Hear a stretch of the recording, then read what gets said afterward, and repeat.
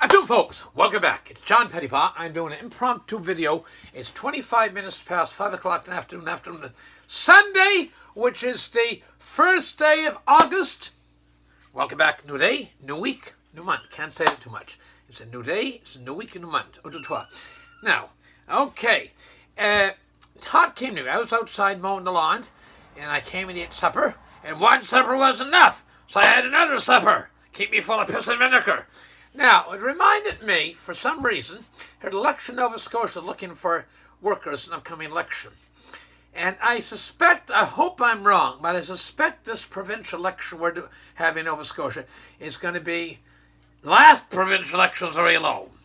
This is voter turnout. This is going to be even lower. And there's some people out running for various parties. There's some in each party that are less than sincere. But there's many people that are very sincere. And those that don't vote, can't get their ass out to vote, they have no right to complain. You understand? You have no right to complain.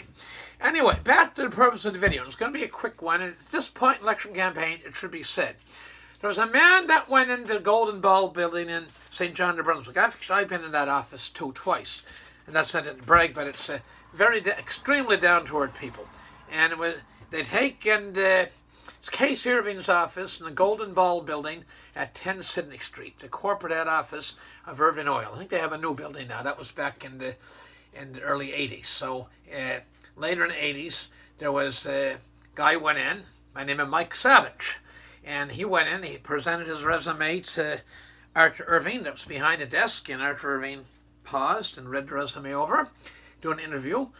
And he said, There's a hell of a lot of politics in this here resume. We prefer to work with people that work for a living, earn a living. And Mike looked back across the desk and very calmly but confidently said, Sir, I've worked with many people in public life that were very sincere and work very hard and are very dedicated to what they're doing. And Arthur Irving paused, and Arthur Irving is supposed to be the most outspoken of the three Irving brothers. Of course, John is since deceased. Jim, known as Jake Hayes, the oldest. He'd be quite elderly, but very much involved. And a younger and middle surviving brother is of the three, is Arthur, who's still actively involved as well. A little bit younger than his older brother. Anyway, Arthur looked at Mike Savage, and he said, paused and looked at him and said, I'm glad you said that to me. That's the fairness of the man. He said, I'm glad you said that to me. And he hired him. The position was for sales manager at Kennard Oil. And interestingly, gentlemen, I have a wonderful video on right now, a tribute to the very much alive and with us wonderful birthday couple. Clarence McDonald tomorrow will be 89 years old on Monday, the 2nd day of August. And his wonderful wife, Dora, and about 5.5 more weeks after that, on the 12th of September, will be 90. So, wonderful folks. And interestingly, Clarence personally knows Mike Savage. Mike Savage is a pretty down-to-earth cat. And Clarence has a cousin.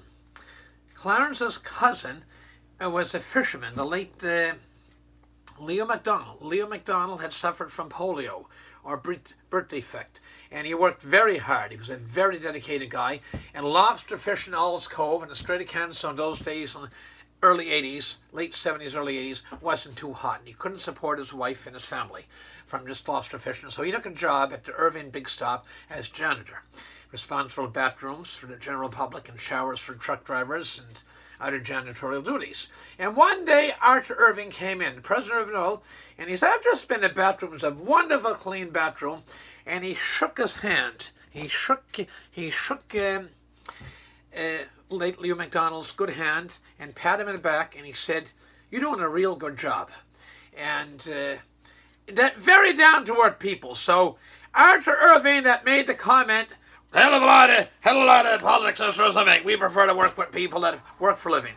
And he didn't get mad or huffy, but he firmly and sincerely said back to him, Sir, I've worked with many people in public life that are very sincere and work very hard. I repeat again, Arthur Irving looked at Mike, who's now mayor, was a member of parliament for many years, number of years, I think 2 terms, and then now he's now mayor of Halifax for several terms. Anyway, he said to him, I'm glad you said that to me. So let's all keep this in mind. And I'll be very direct. This isn't going to stop me from directly speaking my mind. I tell it as I see it. Lots of interesting videos and never a dull moment. But keep that in mind. There's some people out there here, some comments are just totally unfair and not even worthy of repeating.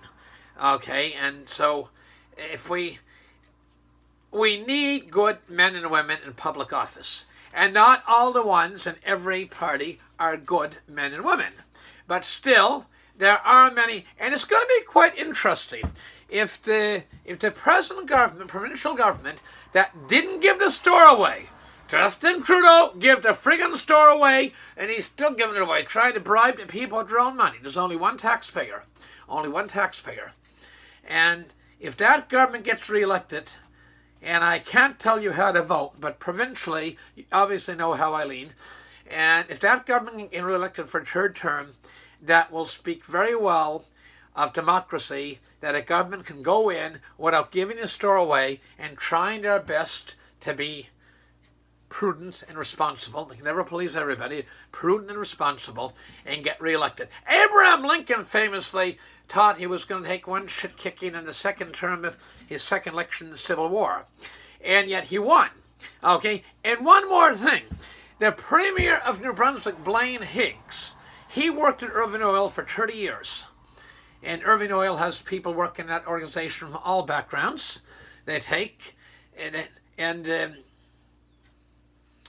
nobody lasts at Irving Oil for 30 years if you're not good. And he had to put right the pensions of the public servants in New Brunswick, and he didn't cut what they're getting, but he had a cut to make them whole the rate of increase they're going to get. And he was just pillarized. And the government of Elwood, of which Blaine Higgs served as finance minister in, it was a one-term government, almost got re-elected. They came very close. And then after Premier Elwood didn't get re-elected second time, he left as a leadership convention. Blaine Higgs ran, and he was successful in becoming a leader, and was elected as a minority government menu for 2 years, and held election last September. Actually, it's going to be a year next month now, in September. We're already in August now, August 1st. And he got elected. And so there was respect for him. The people in New Brunswick, I dare say, chose well when they put Mr. Blaine Higgs as their premier. And so it's going to be interesting to see what happens in Nova Scotia. But that's basically the only point I want to make. And with that, I got to go. It's almost 27 minutes before 6 o'clock. And this video will not be uploaded today. It will be uploaded at some point tomorrow. And when you see it, please promote a discussion, share it around, and press the subscribe button.